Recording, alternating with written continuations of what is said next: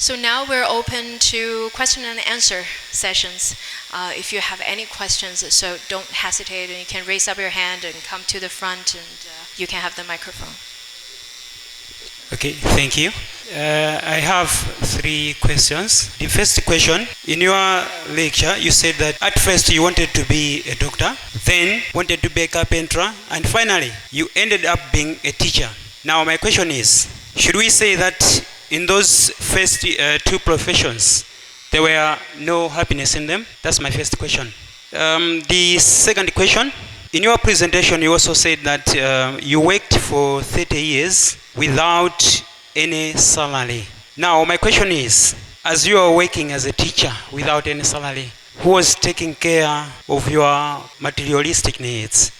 And lastly, I think this one is for just general knowledge. I think we can have a better answer from you. My question is, why is Buddhism associated with violent activities like Kung Fu when it is founded on a principle of inner happiness? Why is it so? Thank you. Okay, let's start with the first question. Actually, whether someone is a doctor, a carpenter, or another professional, if we teach them properly, they can also experience this kind of happiness.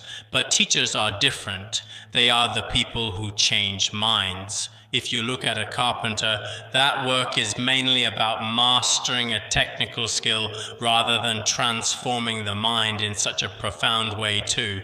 Of course, being a carpenter in a place like this, or working as other technical workers, is also very important too.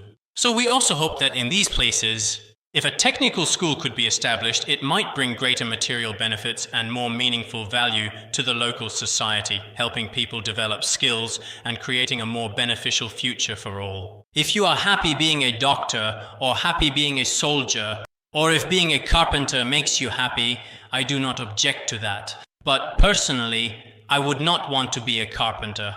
I only want to be a teacher of the mind. Because if I were a carpenter, I have done some carpentry before, but I was not very good at it. So for me, being a teacher of the mind is the happiest. This is my answer to your first question. The second question, if we lack material resources too much, it really is very difficult to sustain our lives. But in reality, these material resources are something that people can actively manage, especially in places like this where resources are abundant. But if local people do not use their own wisdom and do not apply their own diligence and effort, it is very likely that other ethnic groups or countries will gradually make use of them instead. So, in response to the second question, I sincerely hope that the teachers present here will ensure that these young people learn technology and know how to utilize material resources. Otherwise, if the local people are lazy, people from other countries and other ethnic groups will often come here and make use of them. This would be a great pity. Therefore, if you want to make the best use of your resources, it can be achieved through your own wisdom and hard work. This practice, in fact, is found in certain traditions of Buddhism. There are many branches of Buddhism: Chinese Han Buddhism, Tibetan Buddhism, Theravada Buddhism, and several other schools. But Kung Fu practice is generally found in Chinese Han Buddhism. It is a specialized method used by some practitioners from certain sects. Actually, the core principle behind this is that Buddhism has 2 primary aspects of practice: the peaceful and the wrathful. On the surface, the peaceful aspect appears to be especially gentle. The images of Buddhas and Bodhisattvas are also very gentle. Whereas the wrathful images hold all kinds of weapons, various clubs, knives, things like these. But these are never used to harm anyone. It's simply that for people with particularly fierce tempers, this specific method helps to calm and steady their inner thoughts. This is a skillful method of subduing. So even if the outward appearance is especially daunting and frightening, the true underlying purpose is to bring you lasting peace. So if we can deeply understand and learn these principles, only when we understand both the peaceful and wrathful aspects in Buddhism will we understand them. In fact, the mind is always compassionate and peaceful. It has never been separated from this state.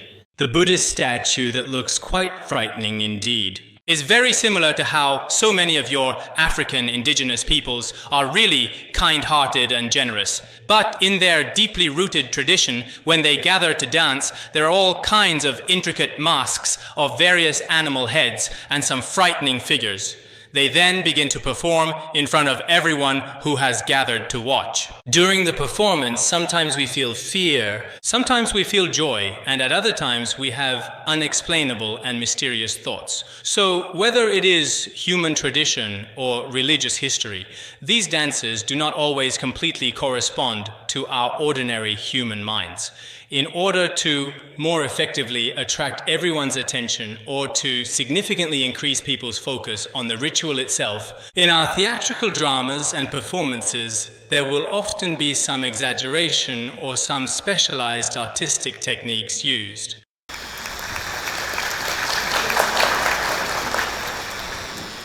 May I ask, what are the basic principles of Buddhism? Thank you. The most important doctrine in Buddhism, the Buddha taught in the sutras, do not commit any evil, practice all good, purify your mind. This is the teaching of all Buddhas. What this means is that in this world, we should not do bad things. For example, we should avoid killing, stealing, or sexual misconduct. This also includes avoiding serious deceit, cunning speech, and other similar behaviors. In short, do not do bad things. We should strive to do good deeds, help those around us, and diligently practice the 10 virtues. Everyone, including all human beings and every sentient being, should dedicate themselves to the benefits of others. The third principle is to purify your mind. Do not allow your inner peace to be constantly disturbed by feelings of anger, negative emotions, selfish desires, hatred, ignorance, and so on. These negative and harmful emotions disturb the inner peace of your mind. You should strive to maintain a very joyful mindset. These are the 3 characteristics of Buddhism. This is what Buddhism is about. A great many people may not completely and truly understand Buddhism. In fact, so-called Buddhism shares many similarities with other religions. This includes many similarities in universal love and deep compassion. And Buddhism also places a strong emphasis on the importance of inner peace. This is what I think Buddhism is. This is exactly how the Buddha himself defined the core of Buddhism. To begin with, I am fascinated by your choice of attire. Since you've been to Malawi before, I actually thought you would be wearing a formal suit. So I would really like to ask you a question. How can a person join Buddhism while living here in Malawi? If someone is sincerely interested in following this path, how can they go about the process of becoming an ordained monk?